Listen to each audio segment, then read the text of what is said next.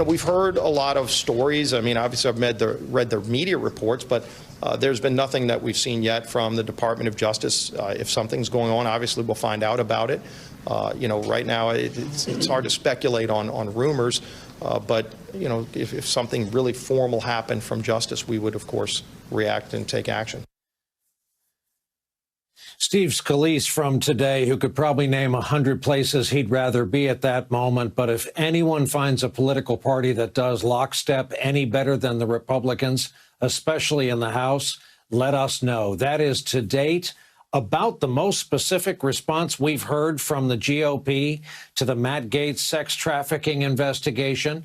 Republicans have by and large avoided answering any direct questions.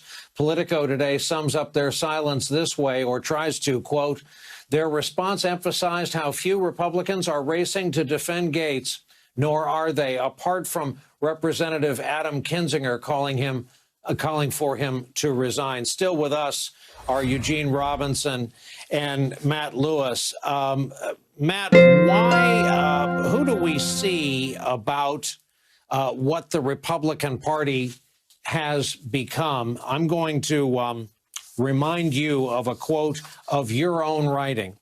Gaetz found Trump's depraved anything goes style to be liberating, and some Republicans apparently find their honesty refreshing.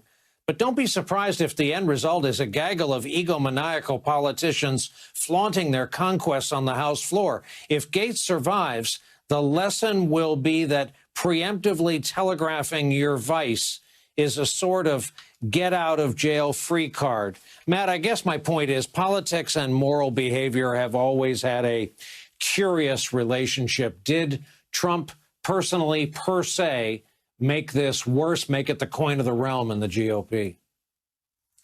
Well, look, I mean, you're right. There's always been scandals and bad behavior. I think the difference is politicians used to feel compelled to pretend to be decent or ethical. And I think Donald Trump got rid of that. And if you look, there was a Vanity Fair article that Matt Gaetz did, or an interview he gave to Vanity Fair in September, where he talked about how Republicans in the past, Republican standard bearers were, a stick in the mud, but how he has a, quote, active social life. And Trump, as Trump being president, while having a congressman with an active social life, just makes it easier. And I think that's sort of part of the story. It's a matter of sort of the flagrance of it, the flaunting of it, the reveling in it. And I do think it has an impact.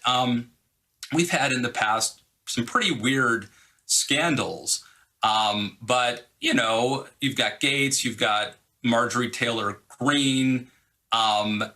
It does seem like Trump, a couple things have happened. One, people who want to be able to fly their freak flag freely liked having Trump as the standard bearer, as Gaetz told Vanity Fair. I also think Trump served as a little bit of a magnet to attract a certain type of person into what used to be at least in the Republican Party, you used to have to pretend to be a stick in the mud. That's no longer the case. Eugene, I keep thinking of what Al Franken is making of all of this. Why, in your view, are so many Republicans silent on Matt Gaetz?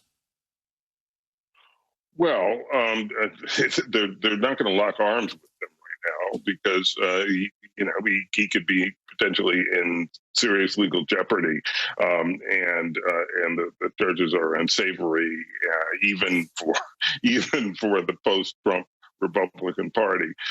So you're not hearing a chorus coming out in support of Matt Gaetz, but not even President Trump, who issued a tepid message of kind of support for Gaetz, but not really. So he's pretty much left out there, and everybody's going to wait and see what happens. I do agree with Matt that Donald Trump set the bar pretty much at floor level in terms of behavior and morals and and everything else, and that's where we are today. And maybe someday we can raise it again, but that's certainly where the Republican Party is right now. All right, gentlemen, Eugene Robinson, Matt Lewis, thank you both very much for coming on and spending time with us tonight. Coming up for us, there is still no... I'm now the 4th United States president to preside over American troop presence in Afghanistan. 2 Republicans, 2 Democrats. I will not pass this responsibility on to a 5th. It's time to end America's longest war. It's time for American troops to come home. War in Afghanistan was never meant to be a multi-generational undertaking. We were attacked. We went to war with clear goals.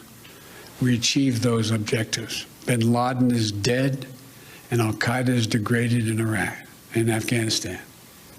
And it's time to end the forever war. It was no accident that Biden made his announcement from the White House treaty room looking out over the ellipse, where George W. Bush told the nation about those very first airstrikes on Afghanistan back in 2001. We were a different country then. Biden also said he spoke with Bush yesterday to let him know about this planned departure. Shortly after today's speech, the president traveled to Arlington Cemetery.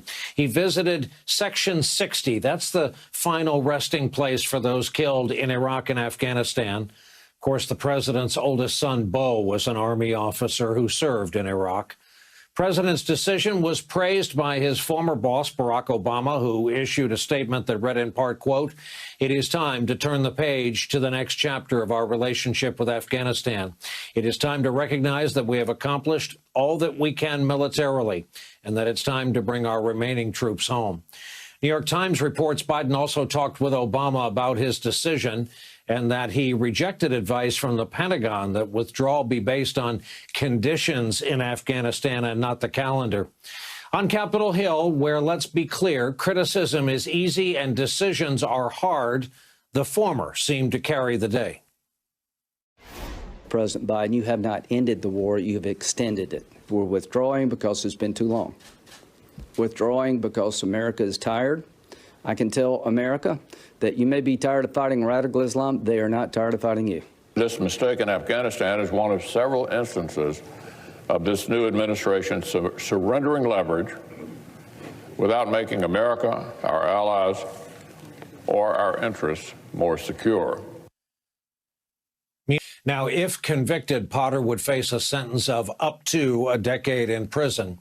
At the trial of another former Minnesota police officer, Derek Chauvin, the defense argued today that his knee on George Floyd's neck for nearly 9.5 minutes, that's not what killed Floyd, but that the actual cause of death had to do with George Floyd's heart condition, drugs, and possibly even carbon monoxide, the exhaust from the police car that he was pinned under. Here is what an actual former medical examiner for the state of Maryland, who did not examine Floyd's body, told the court and a national audience. Mr. Floyd had a sudden cardiac arrhythmia due to his atherosclerotic and hypertensive heart disease, or you can write that down multiple different ways. During his restraint and subdual by the police, or restraint by the police, he would have the toxicology, the fentanyl and methamphetamine.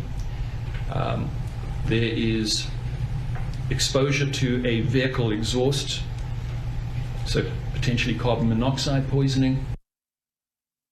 During cross-examination, the prosecution, for its part, challenged that man's assertions, including his finding about the car exhaust. How do you know the car was even on? It is a question I specifically asked, and then I made an observation of water dripping from what appears to be a tailpipe. And you just simply assumed by seeing something dripping from a tailpipe that the car had to have been on? It's not an assumption, it's an evaluation, which in my mind indicates that the vehicle was running. You haven't seen any data or test results that showed Mr. Floyd had a single injury from carbon monoxide. Is that true? That is correct. And real quick here, before we bring in our lead-off guests and discuss tonight's topics, because the curfew has just gone into effect on this night 4 of protests in Brooklyn Center, Minnesota, let's get an update from our correspondent, starting with Phil Rucker, Pulitzer Prize-winning senior Washington correspondent for The Washington Post, Jeremy Bash, former chief of staff at the CIA and the Pentagon, former chief counsel to the House Intel Committee.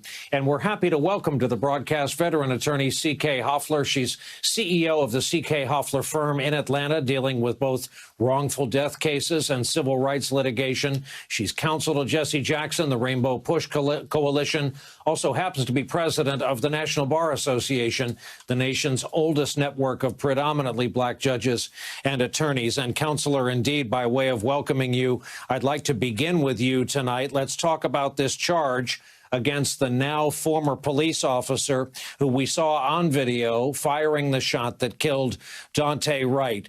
Second-degree manslaughter in the parlance of the law, man 2. Is it the right charge in your view? Well, first of all, great to be here tonight. Brian, is it the right charge? I would have to say that given what we saw, and we have to trust our eyes, I think there should have been a greater charge.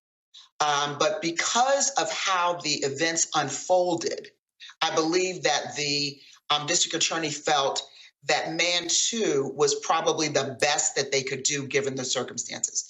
I would have hoped for a stronger charge, a higher charge, because I thought that her behavior was, quite frankly, unacceptable and reckless. It was just completely reckless. And you know that Ben Crump is one of our past presidents and a strong member of the National Bar Association. And I've been in constant contact with him. Just the conduct that we see, just watching our eyes, looking at what we're seeing, not filling in the blanks, but just looking at the footage. Truly, it would have been my hope that there were a stronger charge, but I believe that the district attorney felt that this would stick. And it's only the beginning. This is the first charge. It might evolve as the facts unfold. Indeed, Phil Rucker, the videotape in this case tells the story. It was released almost immediately. You can hear the police officer herself reacting to firing that one single fatal shot with her Glock instead of using the taser. Phil, what's your sense where this intersects with your beat, that there is any pressure on the president, on the presidency, to react more forcefully, more aggressively to what is unfolding in Brooklyn Center, Minnesota?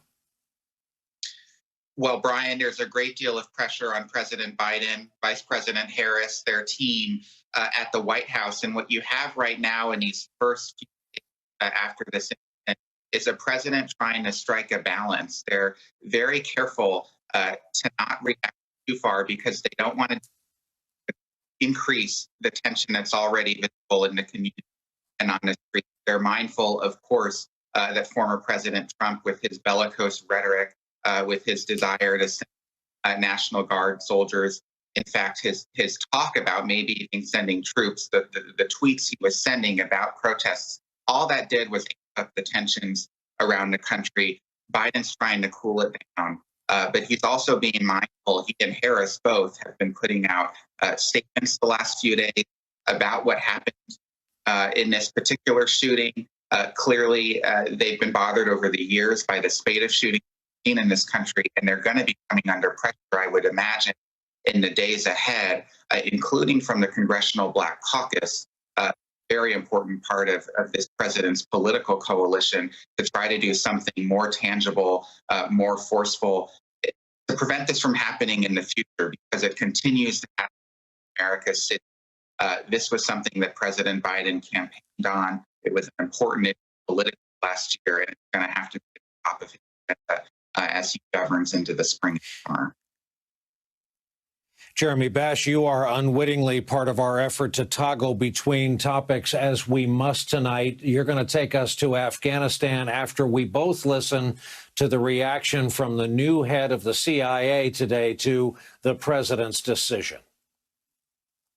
There is a significant risk once the U.S. military and the coalition militaries withdraw, but we will work very hard at CIA and with all of our partners to try to provide the kind of strategic warning to others in the U.S. government that enables them and us to address that threat if it starts to materialize.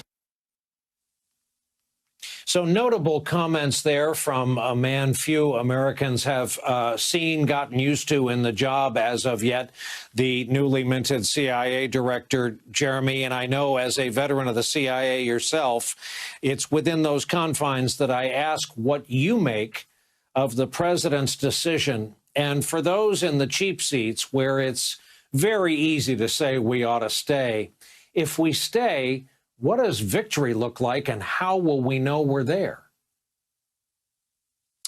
Yeah, Brian, see, that's the problem. 20 years into this, the president of the United States was faced with two pretty bad options. Option one was leave and incur some of the risk that CIA Director Bill Burns talked about. But option two was worse, which was if we stay and we abrogate the agreement that the United States under President Trump struck with the Taliban would have every incentive to escalate its attacks on the Afghan government and on U.S. forces. We would have been forced to surge more forces into Afghanistan, incur potential losses and casualties, and then we've escalated the war, and nobody wants that. And so of these difficult options, I think the president chose wisely. He basically said, we've been there long enough. We've been there a whole generation. There are people fighting in Afghanistan today who weren't even born on 9/11. We've eviscerated the al-Qaeda safe haven there. We're able to have a standoff capability for counterterrorism where we fuse intelligence with the ability to strike kinetically on any target at any time, any place inside Afghanistan. And in that way, we'll protect the homeland, which is, of course, the essential mission. So I think the president got it exactly right today. Also, Jeremy, on another topic having to do with this still new presidency, Bloomberg, among others, reporting tonight we may be hours away from a new round of sanctions against the Russians for that massive hack. There is a new sheriff in town. He has now already laid down a marker with the Pentagon. They're saying as part of the moves, which could be announced as soon as Thursday, the U.S. plans to sanction about a dozen individuals, including government and intelligence officials, and roughly 20 entities. Again, all of this because of the solar wind hack. The U.S. is also expected to expel as many as 10 Russian officials and diplomats from the country. Jeremy, this looks, for better or worse, a lot like what U.S.-Russian relations used to look like when we had a president who stood up to them. And Brian, that's what I think President Biden told President Putin in their phone call earlier this week, which is, look, if you want to participate in the international community, abide by the international order, and behave, then, you know, we can work together on some important things. But if you're going to hack the United States with solar winds, if you're going to interfere in elections, if you're going to imprison opposition figures like Navalny, if you're going to try to poison and kill former intelligence officials in the streets of London, and if you're going to threaten Ukraine on the doorstep of NATO, then you're going to suffer consequences. And I think these sanctions that Bloomberg reported on tonight are a very tough, direct sanction effort directed at the Kremlin. And I think it's part of the deterrence, part of the brushback pitch that we need towards Moscow to make sure that they stay in the box and don't threaten the United States and our interests. And CK, finally, back to you, a question that calls for your analysis as much as your lawyering. And here it is. How might the outcome of the Chauvin trial affect the disposition, the handling, and the case in the murder of Daunte Wright?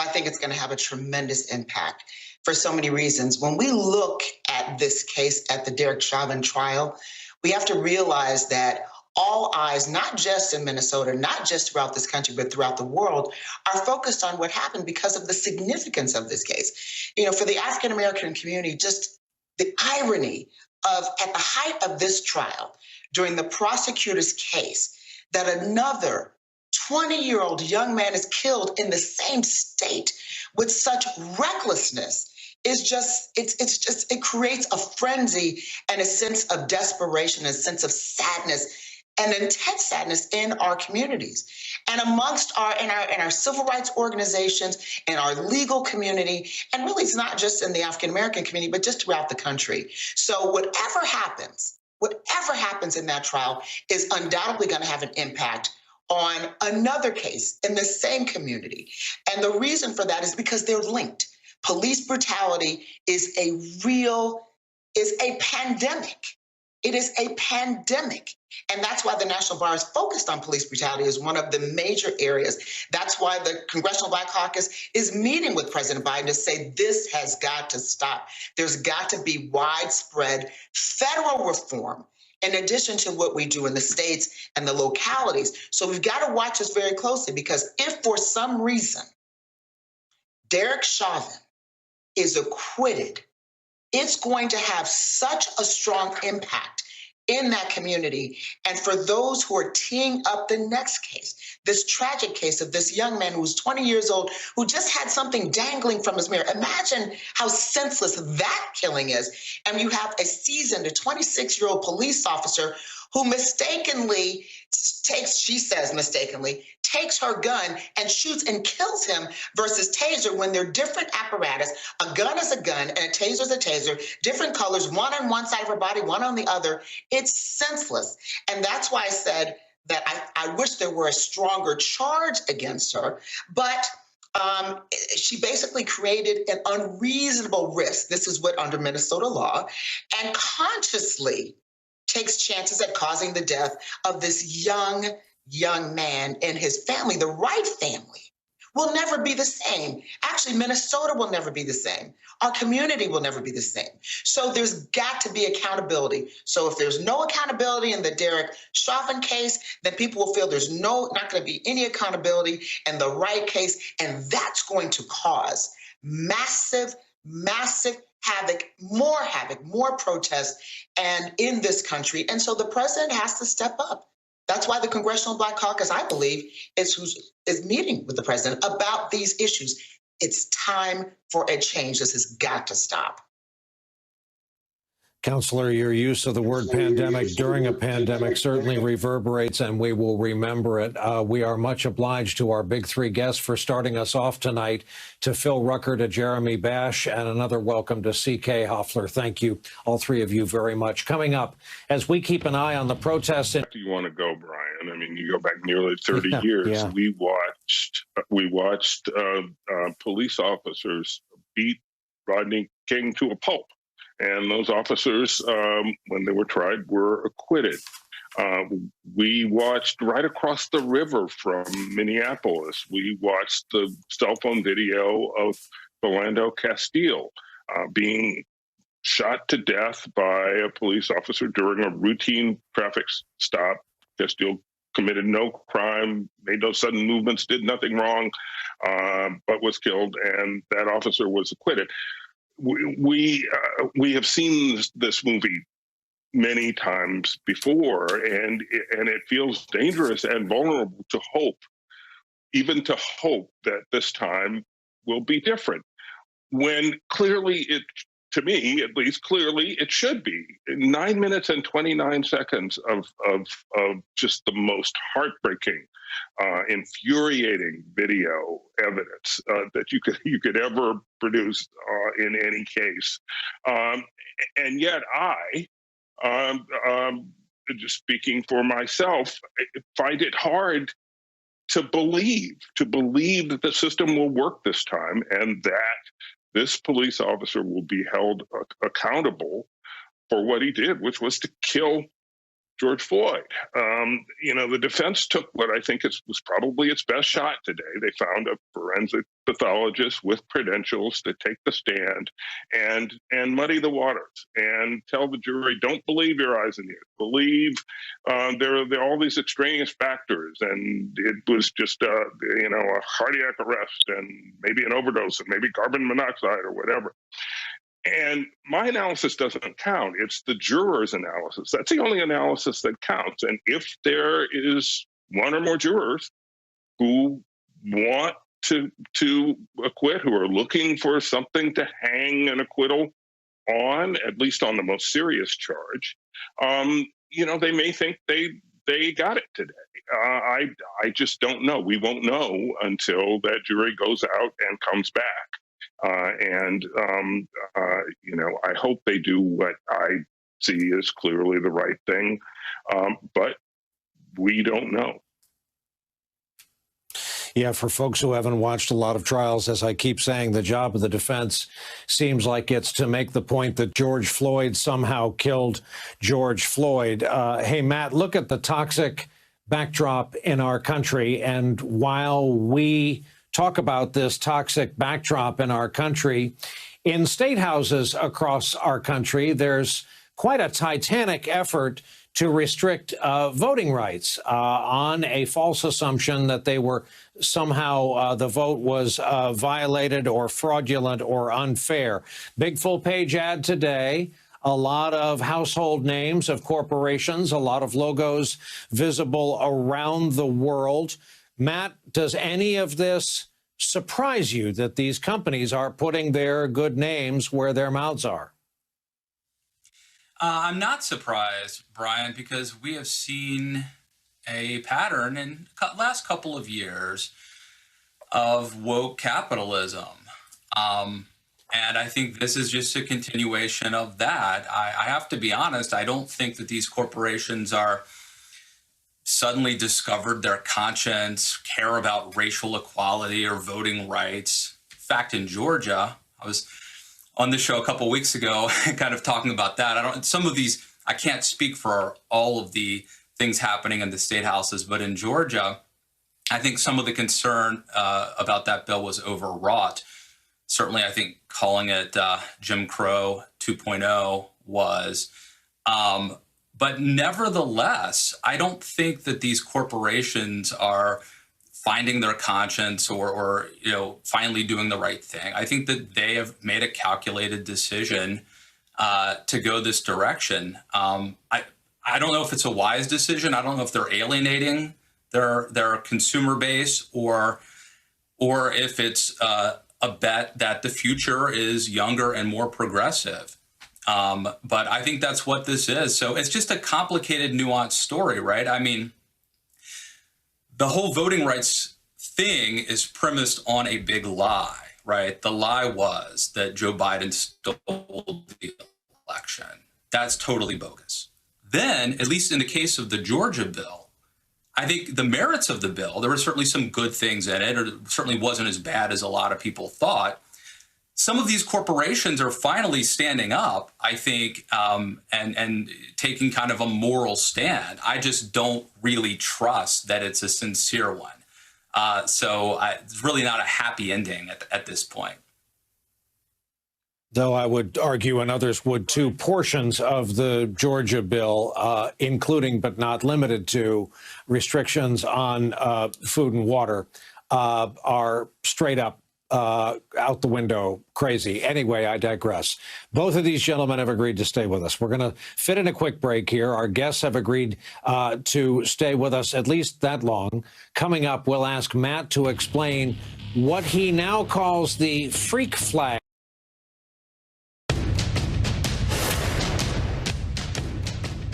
Tonight, the temporary pause on administering the J&J vaccine remains a pause. It remains in place following half a dozen reports of this rare blood clotting amid women in a certain age group. After hours of deliberation today, this CDC advisory panel decided there wasn't enough data to make a recommendation on the vaccine. So for now, these J&J shots can't yet start back up again. Committee members say they'll reconvene in a week or so, but the extended pause has some in their group concerned. We're in a situation where not making a decision is tantamount to making a decision. Any extension of the pause will invariably result in the fact that the most vulnerable individuals in the United States, who are prime candidates for the Johnson & Johnson vaccine, will remain vulnerable. With us again tonight is Dr. Naheed Bhadelia, an infectious disease physician, the medical director of the Special Pathogens Unit up at Boston University School of Medicine. And Doctor, thank you, first of all, for taking our questions. Considering the number of people who have come to depend on the J&J, considering its efficacy in all other areas, considering its value as a one-and-done, really secure liquid, secure vaccine that travels well, how is it a good thing that this pause is in place? Brian, I think you have to look at this as saying there's really just were tough decisions either way, right? I think having this pause, potentially extending this pause, the concern is that it's going to create vaccine hesitancy around Johnson & Johnson, around, as you said, an adverse effect that could be, in the end, quite rare. And it could bleed over as vaccine hesitancy to other vaccines, such as the mRNA vaccines, but with such a signal is not actually seen, but just because there might be general confusion. But on the other hand, right, I think you have the cost of this, of not doing the pause, not doing this complete transparent evaluation, is that if there is a strong link, if something else is discovered, then you lose the long-term trust. And what you saw today, and it was a very transparent process where you got the advisory committee members really in real time discussing the data currently. And the data that they're kind of looking for is truly, there were very few incidences, right? 6. We've been talking about 1 in a million incidents, but it comes at the heel of AstraZeneca's findings that a similar technology vaccine was also causing blood clots. And the extension of the pause currently is to try to gather whether different other types of clots, aside from the ones discovered in these 6 women, can also be seen in Johnson & Johnson, similar to what was seen in AstraZeneca, to get a better sense of what is the true incidence. Because, these blood clots were really rare in AstraZeneca as well. I think the number quoted is 1 in 250,000, whereas that's a different number than 1 in a million. And the hope is that now that physicians have been alerted, providers have been alerted, if these reports come in, we'll get a better understanding on who's at high risk. And so when we roll out the vaccines again, it will be done with greater confidence and with greater transparency and data. Thank you for that answer and for explaining it. We've asked the doctor to hang out with us just a bit more while we fit in a break here. We'll continue our discussion when we come back, when we will talk about the good news. Let's not forget the good news in this vaccine effort.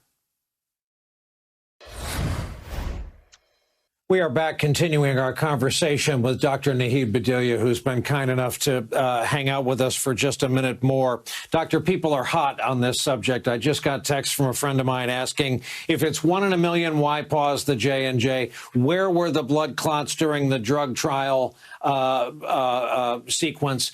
These are the questions people have, and the J&J news is upsetting, especially for those of us worried about hesitancy. Let's, for our closing comment, dwell on the miracle that these vaccines represent. This fluid will be our salvation out of this someday. And in fact, there was even better news on the Moderna front today. Am I right? That's right, Brian. 3 pieces of good news. So again, I want to stress that none of the mRNA vaccines have seen a signal of blood clots. And Moderna released data today that showed in their 6-month follow-up, they have their vaccines continue to remain efficacious, which means that 95% efficacious for severe disease and 90% efficacious for all disease 6 months out. And this comes at the heels of Pfizer releasing similar data. And most people in my field think that protection is probably going to last longer than 6 months. 6 months is all we have data for. Other piece of good news, they have great preclinical data that says that their booster, which they're planning to give 6 months after the first 2 doses of their vaccine, has great protection against those variants we're concerned about, the B1351 and at least that we're concerned about from South Africa. And then last bit, they finished enrolling their trial of 12 to 17-year-olds. And so we should be seeing data from Moderna on that population as well, which means we'll be closer to vaccinating our children in advance of the fall. The boosters, by the way, the boosters that are going to be working on the variants, Moderna says they might be available next fall, when we might see disease activity, unfortunately, go up again during the winter months. Well, we're trying to dwell on the positive around here, as I know you often do, Dr. Naheed Badalia. Thank you for always coming on in the interest of the public health. We so greatly appreciate the time we get to spend.